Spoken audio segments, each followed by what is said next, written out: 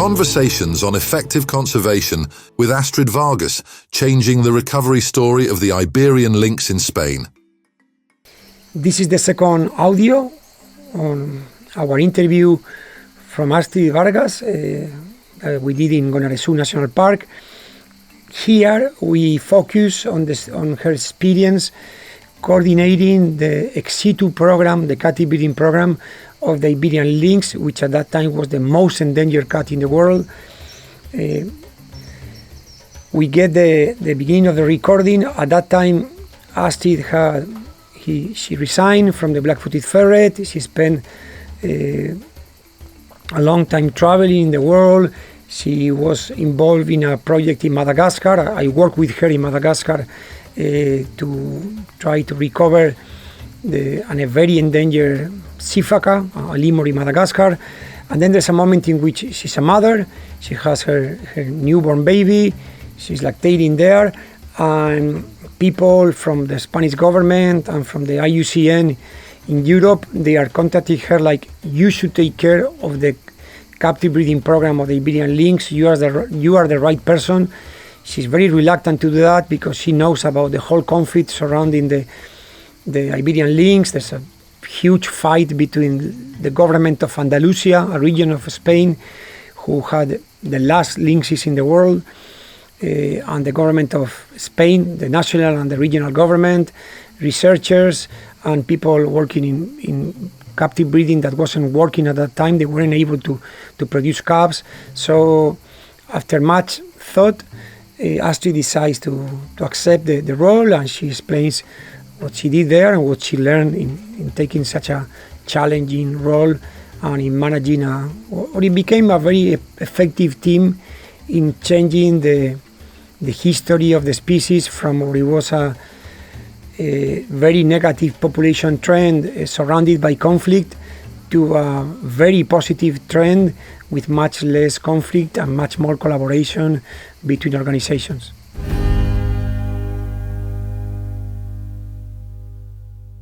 Whoever has kids here changes your life, and then you have to really start looking at things from a different perspective. So, especially if you're a woman and if you lead conservation programs, it's like, oh my God, how am I going to do this now? So I was happily at my mom's with my baby, and then I get these people from the IUCN coming to my mom's place. I get a phone call. I'm giving chupi to my baby, and it's like, then these German and Swiss guys from the IUCN come and said, we come to see you.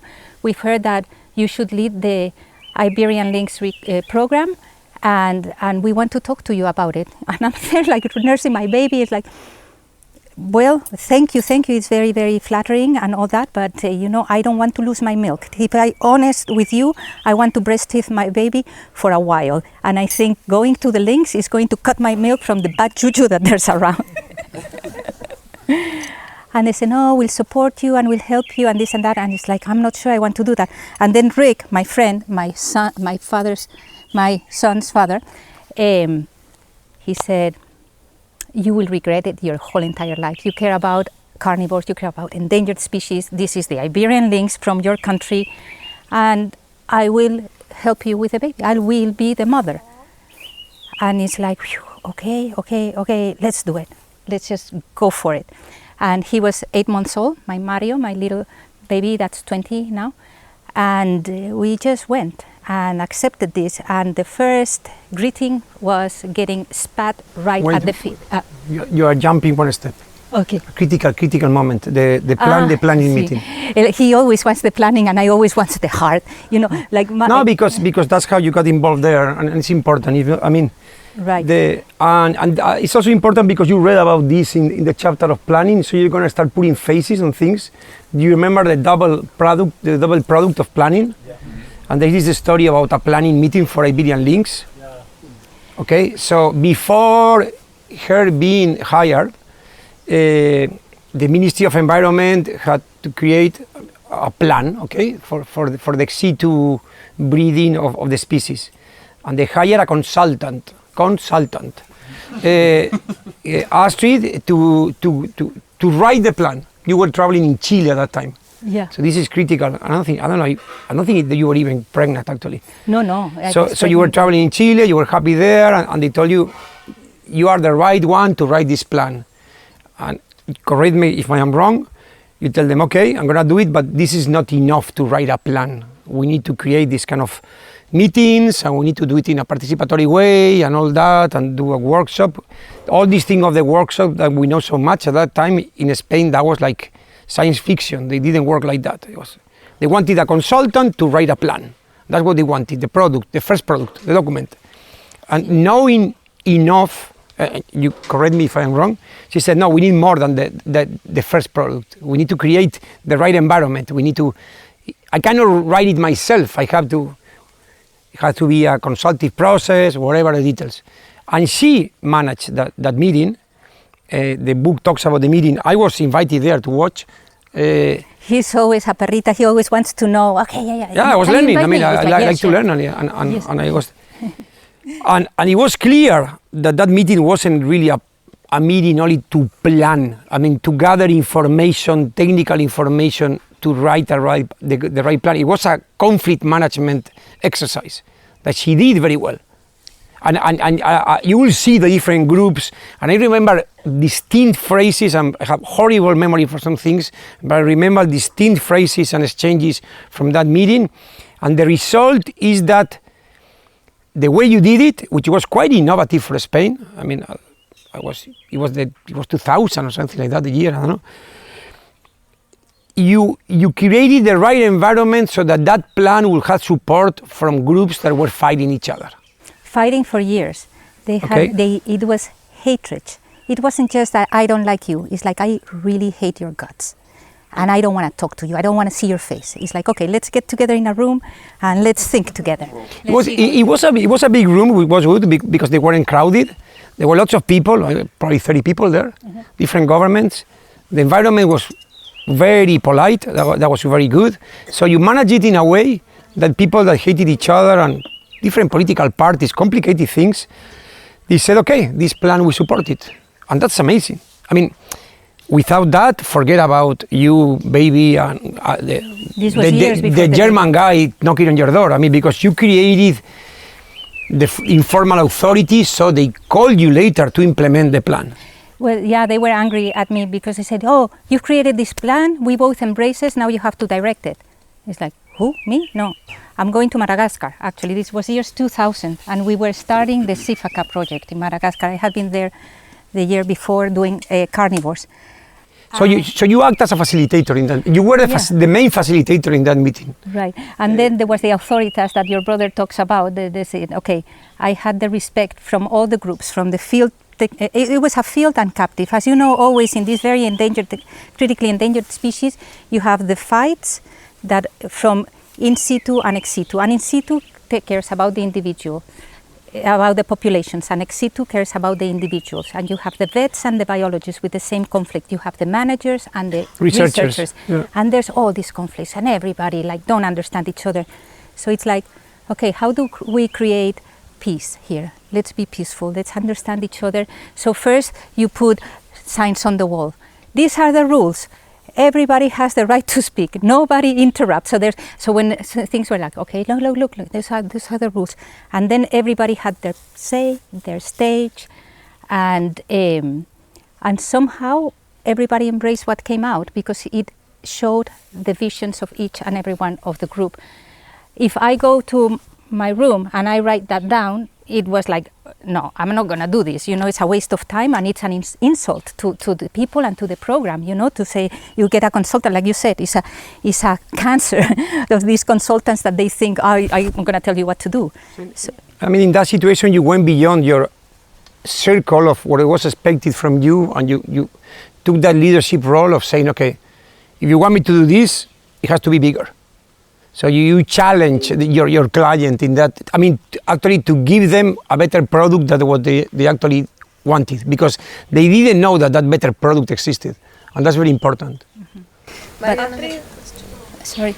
I think maybe you're missing the first step, that is like, how did you manage to put them in the same room? If you're saying that they hated each other, I think it's the most difficult thing, like to get them together. I think it was trust. They trusted me. They said like, okay, we go with this, and we need that one element. That's okay, we'll do it. But the main element is like, enough is enough. We need to get out of this stupid situation. The lynx are going boom, boom, boom. There's 100 left in the wild. They're gonna go, and the critical thing was nobody wanted to start captive breeding. The same with the ferrets. Just getting animals. You know, you have a handful in the wild, and you said we're gonna get a few and bring them to captivity. It's like, no, you're gonna hurt the wild population. So there's big fight. So that was the thing with the lynx. But in my mind, I would never ever wanted to direct the lynx, and we went to Madagascar year 2000, 2001, 2002. I was in Madagascar, and I was asked many times, will you please come and direct the lynx program? It's like, no. I want to be in Madagascar. I love being here, and I think I can help. And then it was like, shame on you, you know, the lynx needs you and this and that. So it was moral in a way. It's like, oh. When we arrive, and the first thing we get is a spat at our feet. It's like, oh my God, this starts good, you know? So it's like, okay, keep your cool. You know, we're not gonna don't be mad. Just let it slide. Be like Teflon, like let it slide, and just focus on the task at hand, which is the Iberian Lynx has been in this facility for 14 years now, and they've never bred one. They've been trying to breed them forever, and for one reason or another, it's stuck in the mud. Part of it is human personalities. Okay, she was spat by the people who were previously in charge of the breeding center, okay?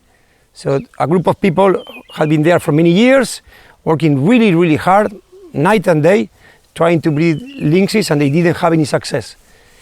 And we talk about termination in our meetings, okay? But we didn't talk too much about termination and how critical termination is. We're going to talk about 3 cases of termination in this story. If she doesn't talk about that, probably she won't talk. I will talk about termination in that. This was an excellent example of how not to fire someone. Okay? How not to fire someone. Okay? And she probably does. I don't know if she remembers it, but she told me, and I remember these kind of things. Okay? I remember. So, do you want to tell it? No. Okay. I want to see. So my version of the story. Yes, okay. Yes. So this is the story how I recall it. So the breeding center of lynx was inside the national park. The national park director was the authority in charge of that. The national park guys, and probably Luis knows many of them, they are not probably the guys with the softest hand or best trained in managing people and things like that. All the school foresters, like so. This team hadn't provided results for a long time. There was a lot of conflict about a couple. Remember, these people who love the lynx. You will know these people in many species. They love the species, they work very hard, and the species belongs to them because nobody cares so much about the species than them, because they dream about that, but they don't provide results. Okay, and the less results they provide, the more isolated they get.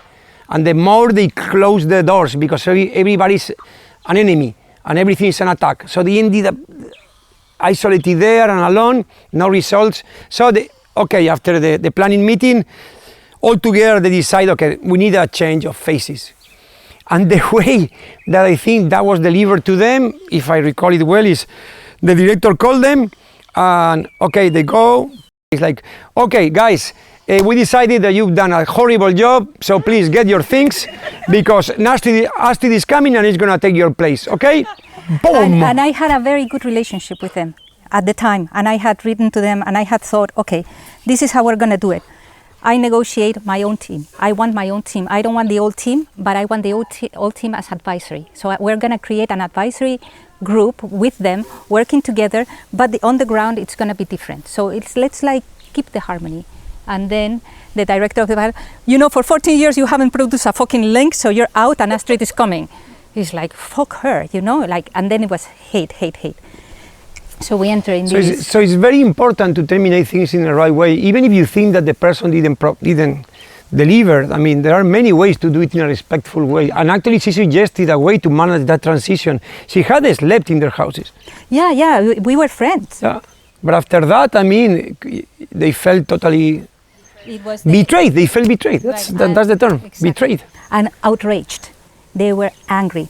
So they took all the samples, all the biological samples for 14 years and stored in liquid nitrogen from, Genome Resource Bank. They took them to their kitchen in their house.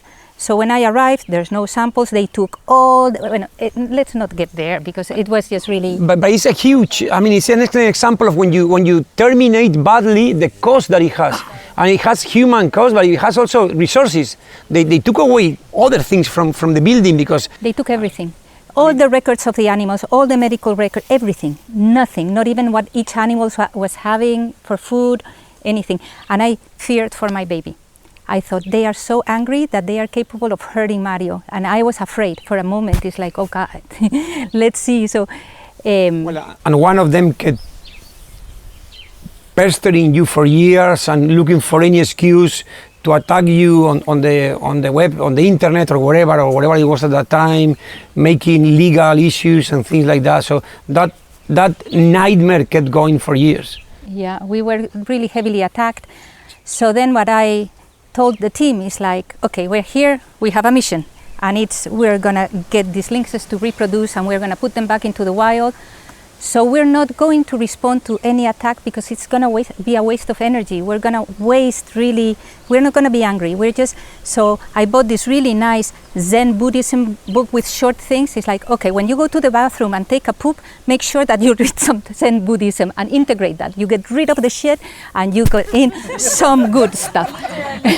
Literally, exactly, it's physical and you can really, and it's like, okay, like you'd be like un junco, no? They be like how it's like grass, you move with it, okay, they're attacking us, let's invite them over, whoever attacks us is like, come and help us improve. If you can do better, we really, really want to do this the best way we can. So please come to us. So some people came, some people didn't, but it was a lot of attack on trying to undermine. And I think not responding, not wasting your vital energy in responding to that. It's like we're going to focus on one thing. We are going to deliver results. So we had the first Iberian Lynx. Yeah, because you chose your own team, it was a very awkward decision. It went against the standard procedure. And how you pick up your team? Explain them why it's rare. Right. You couldn't choose your team. That wasn't what it was expected.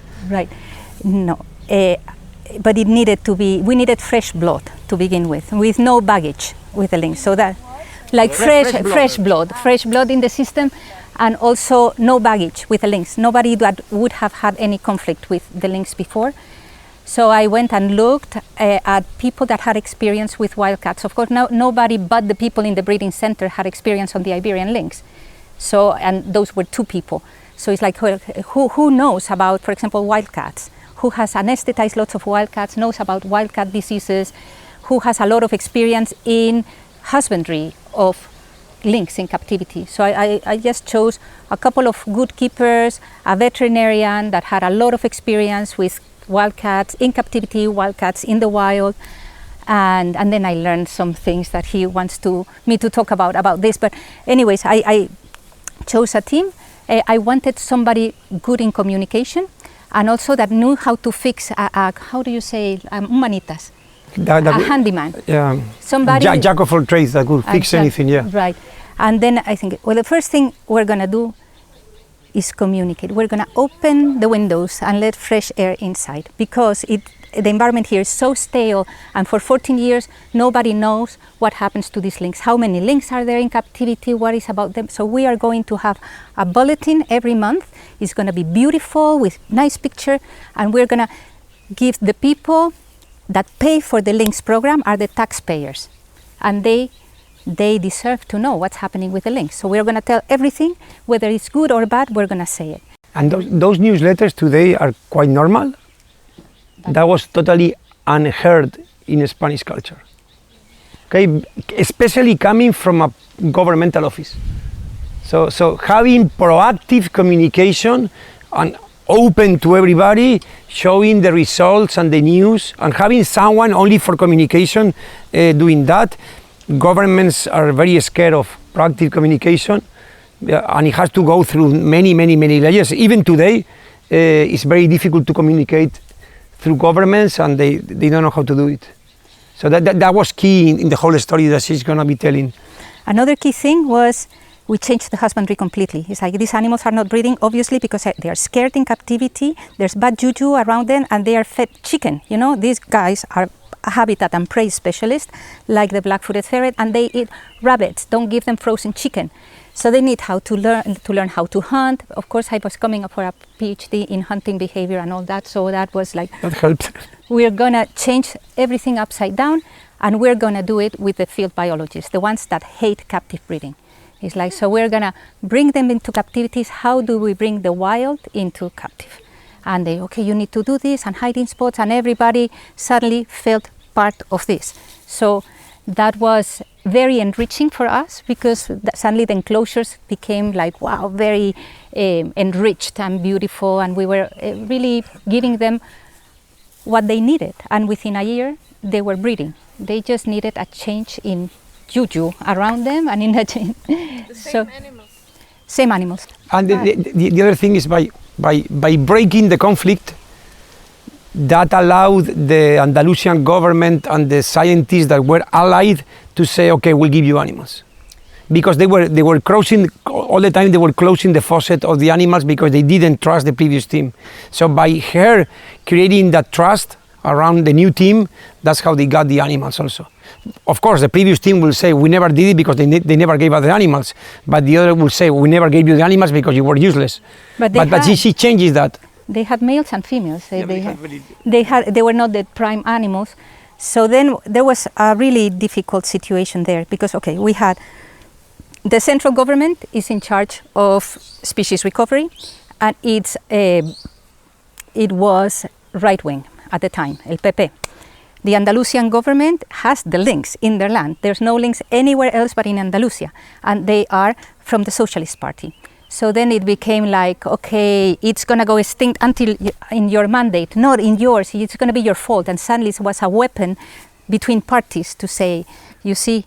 And then there's the IUCN and the international community saying the lynxes are going extinct. I mean, they're like, boom, every year they're going down. There's less than 100 right now, and it's just happening too fast. So this would be the first time that a wild felid goes extinct since the Pleistocene, since the saber-toothed tiger. No other cat has gone extinct, and it's going to be shame on you, Spain.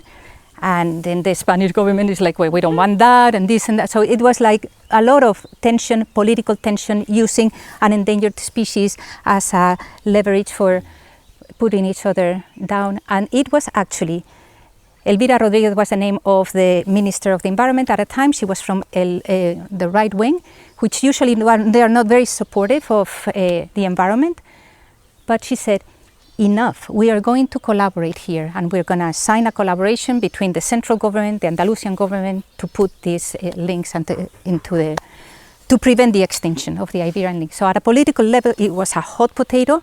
And actually, it was a woman from the right wing who decided, who broke. He said, no, we're not going to play this game anymore of hating and using this animal as a weapon. We're going to support with all our might. So that was good. And then I felt, okay, now they still hate each other. They are different political sides, and I'm going to be paid by the central government, but I'm going to be working with the Andalusian government. So it's like, could you please pay half of my salary one and half of the salary? So then I belong to both, and you feel that I don't belong to one or the other. No, that's not possible to do. Well, it was all a mess. But eventually, the thing is, I was in very good terms with the Andalusian government and working tightly with them, and they start bringing lynx into captivity. And very soon I realized the guy that's bringing these lynx and all he was asking me to lie to the central government. It's like, sorry, I don't lie. That's something I'm not going to do. I'm going to be honest about this. And he's like, okay, we're going to give you this female, but you can't tell that you receive a female. It's like, oh my, yeah. You know? So all this stuff, then I started sensing the very toxic inner environment that was happening there. And it was well, that was probably the most difficult thing. And what I had, my role was, I directed the ex-situ program, the captive breeding for reintroduction, and I directed the main facility. But then I also was in charge of the institutional relationships with the central government. So there was very many levels. First one, I cleaned shit. I cleaned shit of the Iberian Lynx because I think, for me, that put me in touch with what the last video that you showed. Why am I here? I am here for the animals, and I needed that connection. I could sit and talk with a minister, but I could also clean shit. And cleaning shit, I learned so much. And I learned so much about the animals as a mother. Just observing these lynx behaving with their mothers, and me with my babies, like, oh my, that's really smart, He disciplines them, but at the same time plays a lot with them, gives them chupi. And it's like, come on, how am I gonna be a mom? I learned, I observed and learned, and I love behavior. I just love to sit and watch. So, there's many lessons there from that point, but I kind of list. Regarding results, you got the first lynxes being born. From there, more and more, and if we focus only on the lynx, and then we'll go back probably about the process and the people, the result is that today there are, it went from less than 100, now we have 1,700 in the wild. And many of them are from captive breeding stock. I made a little video of gratitude to the people that has been working for so many years, committed to the Iberian Lynx.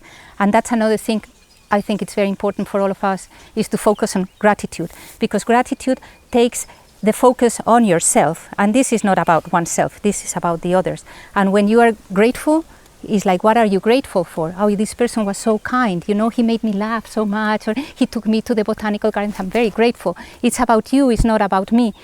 But teams, okay. What about teams? So the thing, this is one of the biggest conservation success of a species in the last 20 years.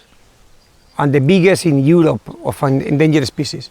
And I'm, from my perspective, because it's one thing, I think Astrid made the difference. I don't know how much you were following this from Africa, but many people involved there probably. But I think the right person at the right time with a different culture. What actually Astrid brought was a new culture. I think her knowledge from the black-footed ferret and from, let's say, the North American style, and also her personality were key in breaking what it was a swamp of horrible situations. So, and of course, there are so many lynxes outside because they've been reintroduced. She has never been in charge of reintroduction.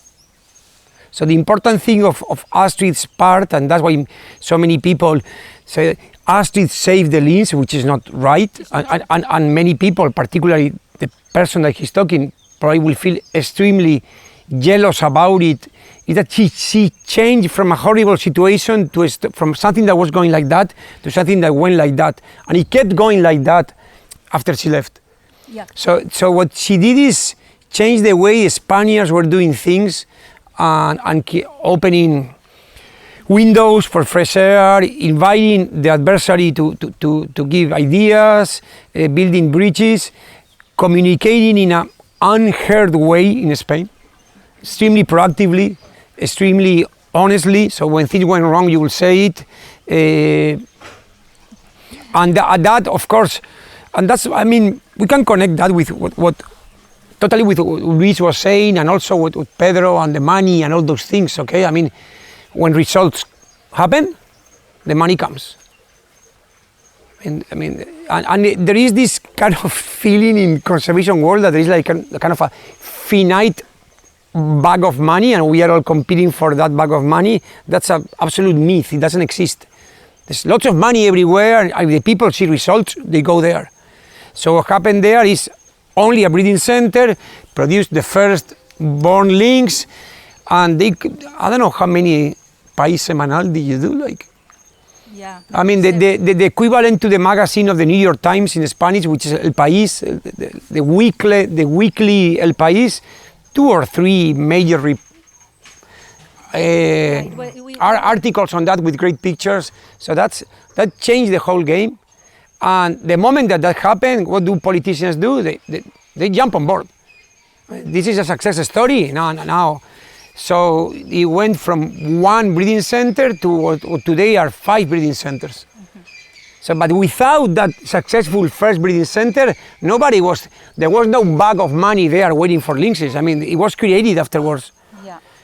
But I think one of the key things about establishing teams, we were talking about you lead from your passion. What is your core? Connect with that. What is that? And just be honest with yourself and follow suit. I love wildlife, I love to travel. How am I going to do that as a way of living, like you all are doing? The interesting thing here is that you don't represent the population. You're all leaders already, and the world wants to be led. So now you have that kind of responsibility on your shoulder. And one thing that I believe is that everybody has to be their own leader, even if you're in a team. So one thing that we did in our team is, okay, you're a keeper and you clean shit. That's your job. But at the same time, what is your passion? Well, you're here about the lynx, but connect with your passion. What do you love? And Juanita said, I love environmental enrichment. I would like to try these things and these things. Okay, Juanita, you clean shit and you do the enrichment. And Pardo, we said, I love partridges. I'd love to see them hunting birds. It's like, okay, would you like to try to raise partridge in the breeding center? Yes, I like that. Tasio, what do you like? I don't care. I'm happy being a keeper. Okay, you'll just be a keeper. So everybody had their say, their place. Every Monday morning we started with the planning of the week, and we were constantly in touch with each other and really, really in connection. It was very intense because we worked day and night, and a lot of political pressure, a lot of insults, a lot of it is like, okay, no, it's just the lynx, and then you develop your own little parcel. And I think that in this kind of teams is very empowering. And another thing is that then the bigger teams. How do you create accountability and how do you create respect from the researchers? Because the researchers, you have to fit them apart. No, they are complicated, they think they are academics and they are above the rest, and there's a lot of like down looking. So anyways, how do we bring everybody a little bit to the same level? So we form really strong international teams. It's like, who knows about lynx in the world? Okay, behavior. The Russians know a lot. We are talking, there's 4 species of lynx. The Iberian lynx is in Spain and Portugal. Then you have the bobcat and the Canada lynx in the Americas. And then you have the Eurasian lynx in Eurasia. With all these lynx, there's a lot of people working. It's like, how can we harness the greatest information from all of them and make them feel part of this? Everybody wants to publish papers, no? If you're a scientist. If you are working with the Iberian lynx, you have very good chances of publishing. So it was kind of easy to get all these international teams, and everybody wanted to save the lynx because they are cute and they are endangered and all that. So we created a very strong international network that were incredibly good at advising us, at helping us, at doing a lot of research for free. And our only negotiation with them is like, you need to let us communicate the results before even you publish them. So this is not, we need the results. This is adaptive management. Adaptive management is constant in conservation, just what we've done. We are baking there, we're falling asleep. What do? Let's change the environment. Let's go here and we adapt. And this is always a dynamic system. So I think it was key in team making, connect with your people and give them their passion. Understand the passion of each one and give them wings in that. And that's, maybe you have to be in the computer all day, but let's say, no, you do a lot of administrative work, but maybe your passion is to watch elephants. I'm just saying so. So maybe part of your job every day is to go an elephant watch to count distance. So it's not really your main job, but it's part of this. And then you're very happy because suddenly you're developing one part of yourself that is important to you. So with each of your team members, and some of them, they don't have any kind of, how do you call that? They don't want anything. I'm happy with what I do. I'm a keeper. I don't want to do anything else. Perfect, then they are set. So, and then for the researchers in Spain, you come the IUCN and they do these canned programs for predictions. We have much better programs. Okay, you do your programs and we do the international and we mix them together. So just try not to leave anybody out. Everybody fits, and then you find the space. For each one, you create a beautiful mosaic like a tapestry. you know, that is very diverse, is biodiverse, and that creates more power. So that would be my recommendation about managing teams, is lead from your passion and make that each one sure that your team is also doing so. Even if their job is a different thing, let them give wings to their dreams. So that, I think, excellent. I mean, this is great, and we can talk about them. I mean, because the more you see how the things are starting coming out about the management of the team and all that, and I'm sure there's much more, but we cannot speak much more. So before we go to Albelal, and we cannot wrap up, I want to go back to that story of termination. yes. Okay, of an example of how not to terminate something.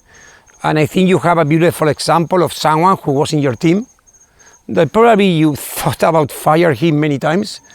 You didn't fire him for whichever reason, and maybe you regret it and you can't even think about it. But the moment you were leaving, okay, and you knew you were going, what you did about it. I think that's a very positive example of how to do a good termination, on how not to pass the hot potato to someone else. Yeah. So in the team there was a wildlife veterinarian. He had a personality disorder, and he was bipolar, and sometimes he was great, and most of the time he was down, really depressed, and he was sometimes even dangerous to the animals. And so I'm a vet too, and I said, okay, when he's good, he's great. When he's bad, you know, we're gonna be compassionate. We're gonna understand that he has a very good side, so I'll take the burden on my shoulder, and we'll get another external veterinarian to help and all this stuff. So we will manage the situation over time. It was really, really exhausting. And with all other things considered, and of course it was an avenue of attack. We could get attacked because we had a team member that wasn't completely balanced. And but it worked, you know. Then we had another good veterinarian, and it was more difficult, made life more difficult, but we managed. But when I left, as I was leaving, the new team, okay, so now we had to form a new team, and we had to replace me. And it was difficult because there was still tension between people. So we had to use 3 people, one with intergovernment relationships, one for all the breeding centers, and one for the main breeding facility. And the people from the main breeding facility, they said, we don't want the vet. We can't handle him. It's too complicated. And now there's nobody there to take the stuff on the shoulders. So we're going to kick him out. How are you going to do that? It's like, well, there's going to be this Traxa, how do you? A company that belongs to the government, that allows the government to do the things that they cannot do within the government. So they do it through Traxa, they hire others and whatever. It's like, yeah, there's going to be this guy from Traxa, and he's going to tell him, sorry, but you're useless for this. It's like, you're fucking kidding me. You're not going to do that, no? It's like, yes. It's like, well, please let me talk to him first. Let me explain why, and that it's not. Yeah. So anyways, we went for a walk, and I explained all this with much love in my heart and much pain, and he's never talked to me ever again. He thought, you bastard, you're kicking me out. It's like, no, I'm not kicking you out. They are kicking you out. I'm trying to smooth out the way that they want to deliver this information to you, which is going to be brutal.